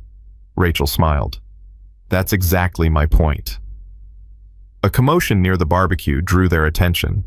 Tank was trying to teach Lily how to flip burgers with predictably messy results. I think that's my cue. Rachel started toward the chaos, then paused. Granite. Thank you. For everything. For all of it. Always, Rachel. Always. He watched her walk away, then turned back to gaze at the setting sun. Somewhere out there in a prison cell that wouldn't open for another 9 years, Derek Simmons was serving his sentence. His appeals had been denied. His friends had abandoned him. His family had stopped visiting years ago. He was exactly where he belonged. And his victims, the woman he'd tried to destroy, and the daughter he'd tried to use as a weapon, were thriving without him. That was the real victory. Not the trial, not the sentencing, not even the rescue. The real victory was this moment right here, a birthday party full of laughter, a family built from broken pieces, a future that Derek had tried to steal and failed. Granite allowed himself a rare smile. We did good, Ghost, he murmured to the empty air. We did good. 2 months later, Rachel stood at a podium in the Oklahoma State Capitol. House Bill 1847, the Ghost Harper Act, was up for a vote. Named in honor of a man who'd died before it could help him. The bill would create an emergency response system for domestic violence victims, allowing them to bypass traditional channels when their lives were in immediate danger. Rachel had spent 18 months fighting for this bill, testifying before committees, meeting with legislators, telling her story over and over to anyone who would listen. Now it all came down to this moment. The chair recognizes Mrs. Rachel Morrison to speak in support of House Bill 1847. Rachel took a deep breath and approached the microphone. 6 years ago, I was kidnapped from my workplace by my ex-husband. He held me prisoner for 7 hours. He beat me until I lost consciousness, and he told me, in my daughter's hearing, that he was going to kill me and make sure nobody ever found my body. The chamber was silent. I had called the police 12 times in the 3 years before that night. I had filed for protective orders on 4 separate occasions. I had done everything the system told me to do, followed every rule, trusted every process, and the system failed me, every single time. She gripped the podium. I'm alive today because my 6-year-old daughter walked 3 hours through a blizzard to find help, because she walked into a bar full of strangers and begged them to save her mother, because those strangers' men, who society had told her to fear, dropped everything and came to my rescue. Rachel looked out at the assembled legislators.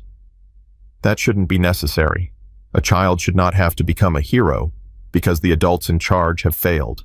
A woman should not have to rely on strangers because the systems designed to protect her won't act until it's too late. Her voice strengthened.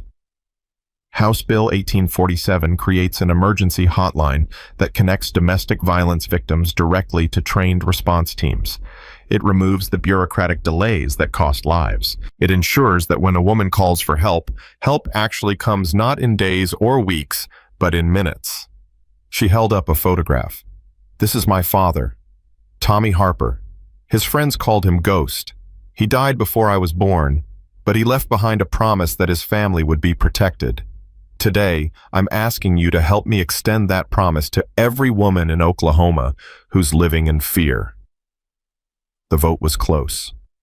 47 in favor, 44 opposed. House Bill 1847 passed. Rachel wept as the gavel came down, surrounded by advocates and survivors and friends who'd fought beside her for 18 months. In the gallery above, Granite and Tank and Preacher watched with pride. But it was Lily's face that Rachel searched for in the crowd. Her daughter was standing near the back, tears streaming down her cheeks, clutching the locket that held her grandfather's photograph. "We did it, Grandpa," Lily whispered. "We really did it." The Ghost Harper Act went into effect 6 months later. In its first year, it was credited with saving 47 lives. 47 women who'd called the emergency hotline and received immediate help instead of being told to wait, to be patient, to trust a system that had failed so many before them. Rachel became the face of the movement, speaking at conferences and appearing on news programs and mentoring other survivors who wanted to turn their pain into advocacy. Lily started volunteering at the shelter on weekends, helping with the children's program and showing by her very presence that survival was possible, that there was life after trauma, that the worst night didn't have to define every night that followed. And the Hells Angels continued doing what they'd always done, showing up, not just for dramatic rescues, but for the quiet moments that mattered just as much. Sunday dinners at Rachel's house, birthday parties and graduations, and ordinary Tuesday evenings when someone just needed to know they weren't alone. On the 5th anniversary of the rescue, Granite had a small brass plaque installed beside the door of the bar. It read simply, "For Ghost Father, Brother, Rider, Protector, your girls found their way home." Rachel and Lily stood before it on a cold December evening exactly 5 years after the night that had changed everything. "I remember being so scared," Lily said softly. "Walking through the dark, not knowing if anyone would help. Not knowing if you were still alive." Rachel squeezed her daughter's hand. "What made you keep going?" Lily thought about it for a long moment. "You did," she said finally. "All those years, even when things were terrible, you never stopped trying to protect me. You never stopped hoping things could be different. I figured if you could be that brave, I could be brave too. You were braver than me. You walked into the unknown. I just survived." "Surviving is brave too, Mama." Lily's voice was fierce. "Don't ever let anyone tell you different." The bar door opened and Granite emerged, 2 mugs of hot chocolate in his hands. "Getting cold out here. You two planning to freeze to death staring at that plaque?" Rachel laughed and accepted the warm mug. "Just remembering. Good memories or bad ones?" "Both." She sipped the chocolate. "But mostly good now. The bad ones don't hurt as much anymore." Granite nodded slowly. "That's how healing works. Doesn't erase what happened. Just makes room for what comes after." Lily leaned against his side, a gesture so natural it was hard to remember there had been a time when she didn't have this, a family, a safety net, people who would ride through hell itself to keep her safe. "Granite, can I ask you something?" "Always." "Do you think Grandpa knew when he made you promise? Do you think he somehow knew that one day we'd need you?" Granite was quiet for a long moment, staring at the plaque with Ghost's name on it. "I think," he said finally, "that your grandfather loved you and your mother more than anything in this world. And I think love like that doesn't just disappear when someone dies. It echoes. It reaches across time and space and impossible distances to protect the people it belongs to." He looked down at Lily. "Maybe Ghost couldn't be here himself, but he made sure someone would be. That's not coincidence. That's love finding a way." Lily's eyes filled with tears. "I wish I could have met him." "You did meet him." Granite tapped her chest right above her heart. "Every time you're brave when you're scared. Every time you help someone who can't help themselves. Every time you refuse to give up when giving up would be easier. That's Ghost. That's his blood in your veins, his courage in your heart, his legacy living on through you." "You really think so?" "I know so." Granite's voice was rough with emotion. "I rode with your grandfather for 15 years. I knew him better than almost anyone. And I'm telling you, Lily Harper, you are the best parts of him. The parts that mattered. The parts that will outlast all of us. Lily threw her arms around him, holding tight. Thank you, she whispered, for keeping your promise, for being there, for everything. Thank you for finding us. Granite hugged her back. For being brave enough to walk through that door. For giving us the chance to keep the promise we'd been waiting 15 years to keep. Rachel watched them embrace her heart so full it ached. This was what survival looked like. Not just getting through the worst night, but building something beautiful from the wreckage. Finding family in unexpected places. Turning pain into purpose and fear into strength. Derek had tried to destroy them. He'd failed. And now his victims were living lives bigger and brighter and more meaningful than anything he could have imagined. That was the real justice. Not the prison sentence, though, that mattered. Not the trial, though, that mattered too. The real justice was this: a mother and daughter standing in front of a bar on a cold December night, surrounded by people who loved them, looking toward a future that Derek had tried to steal and couldn't. The real justice was Lily growing up strong and brave and unbroken. The real justice was Rachel finding peace after years of war. The real justice was a promise kept and a family found, and a legacy that would outlast them all. Granite released Lily and stepped back, clearing his throat. All right, enough emotions. We've got a chapter meeting to get to, and then I believe someone promised me a chess match. Lily grinned. You're going down, old man. I've been practicing. We'll see about that. Granite headed for the door. Coming in, it's freezing out here. Rachel started to follow, then paused at the plaque one more time. Thank you, Daddy, she whispered. For the promise. For the protection. For giving me a family I didn't know I had. She touched the brass letters gently. We're okay now. We're finally okay. Then she turned and walked through the door into the warmth and the laughter and the family that had claimed her as their own. Behind her, the plaque caught the light from the neon sign above, red letters glowing against the December darkness. The same glow that had drawn a terrified 6-year-old through the worst night of her life and into the arms of people who would never let her go. The thunder that rolled through Oklahoma that night wasn't a storm coming. It was family riding home.